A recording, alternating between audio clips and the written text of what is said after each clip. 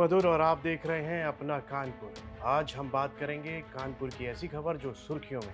दूल्हा समेत ससुराल वालों को नींद की दवा खिलाकर दुल्हन शादी के तीसरे दिन ही घर से लाखों रुपए लेकर फरार हो जाती है। पुलिस उसकी तलाश में जुटी हुई है, लेकिन सुराग हाथ नहीं लगा।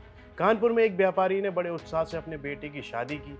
शादी कराने वालों को भी लाखों रुपए दे दिए, लेकिन शादी के तीसरे दिन ही दुल्हन ने सबको अपने हाथों से खाना खिलाया, नींद की गोलियां मिला दी और वो सो गए।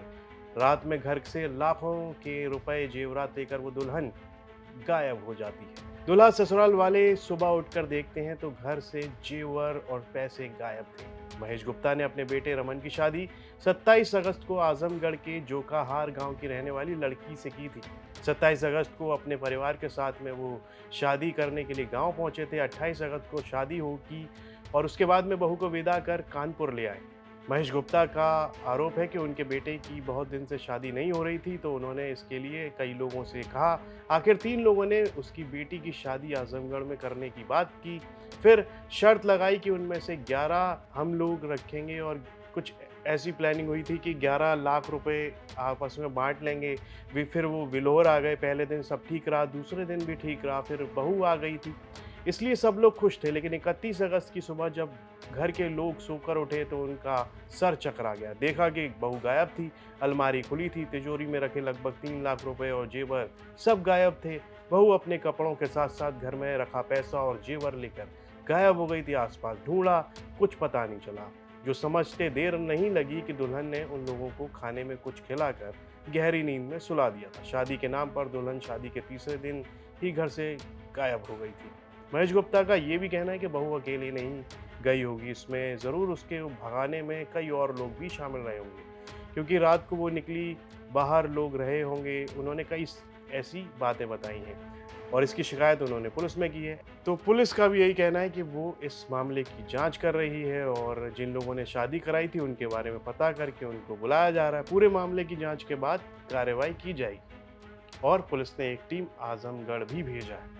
इस मामले में जो भी अपडेट होगी वो हम आपको ज़रूर बताएंगे। तो ये जो मामला है वो साफ तौर पर फ्रॉड का मामला सामने आ रहा है अभी तक। जिस तरह से महेश जो गुप्ता हैं वो लगातार शिकायत कर रहे हैं कि शादी के तीसरे दिन ही उनके घर की जो बहू है वो जेवर और अलमारी से पैसे निकाल कर भाग जाती है।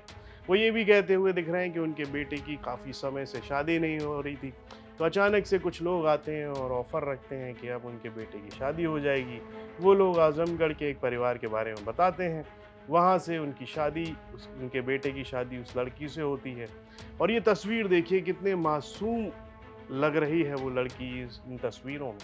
और ये जो तस्वीर है वो उनके बेटे की है और जो बगल में है ये वही लड़की है जिस पर आरोप लग रहा है कि वो उनके घर से पैसे और जेवरात लेकर भाग गई है। तो वहीं दूसरी ओर पुलिस भी है, लगातार इसमें ढूंढने की बात कह रही है और कह रही है कि उन्होंने टीम भी बनाई है जिसको आजमगढ़ भेजा गया है। मामले की जांच चल रही है। तो लगातार ऐसे कई और भी मामले सामने आए हैं जिनमें कहा गया कि शादी होती है, फिर बाद में पता चलता है कि वो तो फ्रॉड थी। तो ये आज हमने चर्चा की इस कानपुर के मामले की, जिसमें एक बहू है जो घर आती है तीसरे दिन ही शादी के, वो घर से सारा पैसा लेकर गायब हो जाती है। तो कैसा लगा आपको आज का अपना कानपुर का ये शो? आपकी क्या राय है? कमेंट बॉक्स में लिखकर हमें ज़रूर बताएं। बाकी खबरों के लिए आप देखते रहिए यूपी तक।